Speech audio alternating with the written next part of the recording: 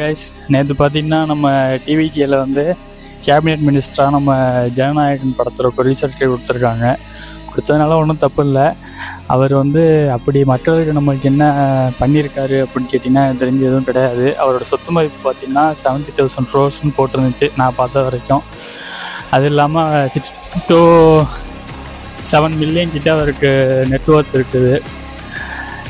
இதுக்கும் மக்கள் வந்து எதுவும் சொல்ல மாட்டாங்க. இதுக்கும் நிறைய பேர் சொல்லுவாங்க பிடிச்சதுனால என்ன தப்பு அப்படின்ற மாதிரி.